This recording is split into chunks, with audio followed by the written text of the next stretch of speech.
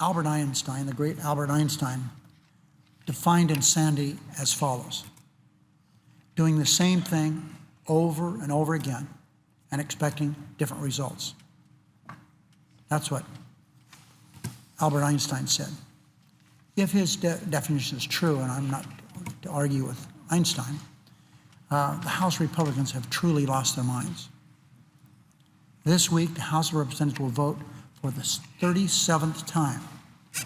Mr. President, 37th time. What are they voting on 37 times? Exactly the same thing. They're voting to repeal the landmark constitutional health care reform bill known as Obamacare now. And I say that proudly. After last year's election, Speaker Boehner conceded that Obamacare is here to stay. Here's what he said, and I quote, "It's pretty clear that the president was reelected." I think that's a fair statement. He went on to say, "Obama is the law of the land."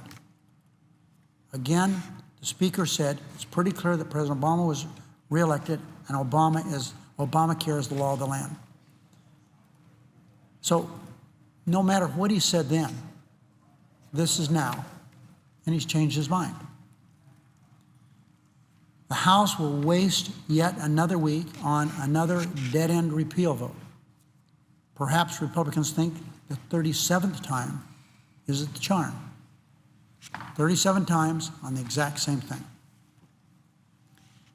Tea Party extremists bullied the Speaker into holding yet another vote to repeal the Affordable Care Act and roll back benefits for tens of millions of Americans. This is what the Speaker said last week. This is a quote: "We've got 70 new members who've not had an opportunity to vote on the president's health care law. Frankly, they've been asking for an opportunity to vote on it." Close quote. Mr. President, this political kabuki has tied up the floor of the House of Representatives for weeks and cost the American taxpayers $52.4 million and counting. And these are figures compiled by CBS News. Just wasting 37 votes of all the House staff and all other personnel that have responsibilities for making sure that place runs as well as it does.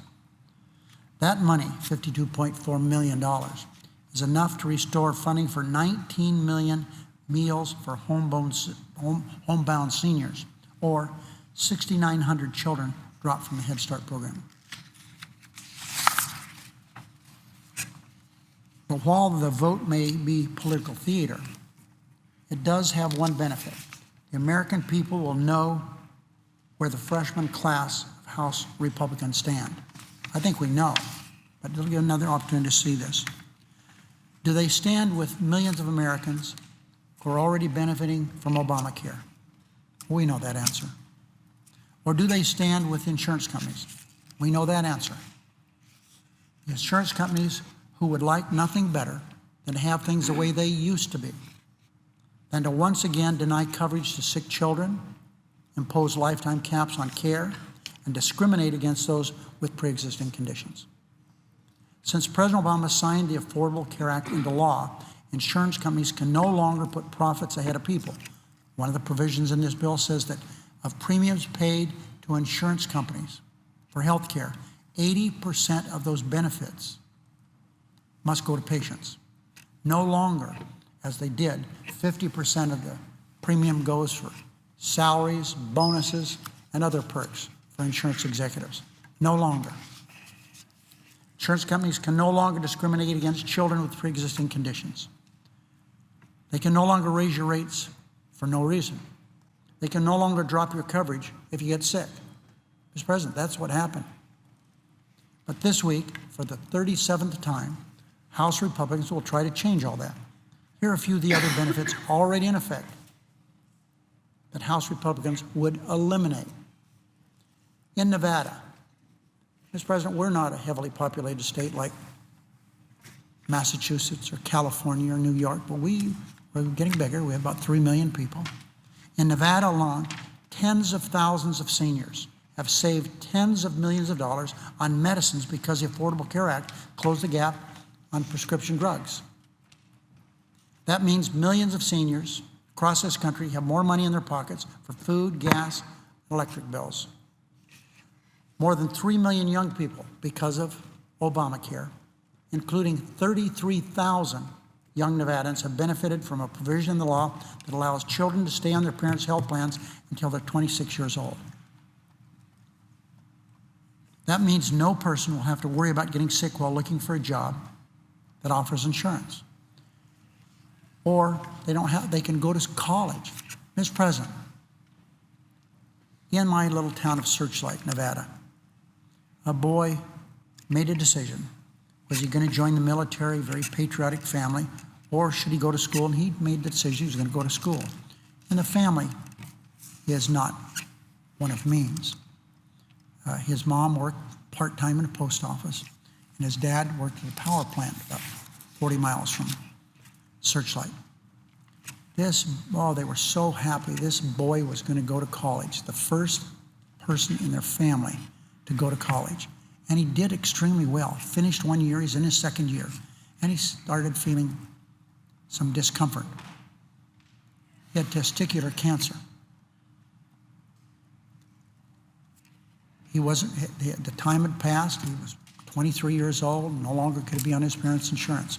They had no insurance to cover this cancer that their son had, their youngest boy. And they begged and borrowed and literally, I shouldn't say begged, they didn't do that, but they had a difficult time. He needed 2 surgeries. The Republicans in the House, I guess, want to go back to that. Maybe the Republicans here, they love voting against Obamacare provisions, want to go back to a time when that boy, Jeff, would no longer have insurance. That's what they want these people, these young men and women who are trying to go to college, get a job. They want to go back to that time. Get 3 extra years now, Mr. President. That means a lot. Under Obamacare, hundreds of thousands of businesses that already offer their employees health insurance are getting tax credits for doing the right thing. That means small business owners can spend their capital on growing their firms instead of growing insurance premiums. Thanks to the Affordable Care Act, insurance companies can no longer set arbitrary lifetime caps on benefits, as they did. What does that mean? There's a provision hidden in that policy they sold you that when your benefits reach $50,000, coverage stops. It doesn't matter if you've been hurt in an automobile accident or you had cancer or some other dread disease. It used to stop, not anymore. Because of the Affordable Care Act, millions of Americans are no longer one car accident or heart attack away from bankruptcy. Today, children can no longer be denied coverage because they're born with a disease or a disability, a protection that will soon extend to all Americans. And soon, being a woman will no longer be a pre-existing condition.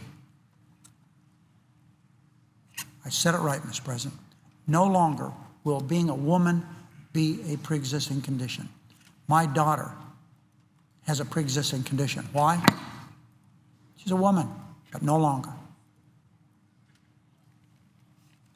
In a few months, 129 million Americans with pre-existing conditions such as high blood pressure or epilepsy can rest assured they'll have access to affordable insurance and life-saving care regardless of how much money they make or don't make.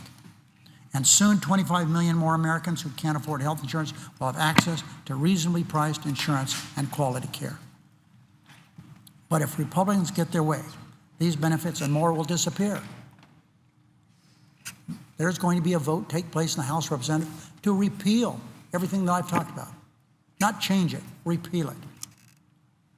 Obama led the charge here, and we were able to pass the Affordable Care Act, the most significant change in healthcare delivery system since Medicare, those many, many years ago. It ensures access to quality, affordable healthcare for every American. But Republicans would erase these gains, force millions of American families to once again rely on expensive emergency room care, or go without care at all. Fortunately, Republicans' latest exercise in insanity, as described by Albert Einstein. That is, their latest repeal effort is doomed to fail like the previous 36.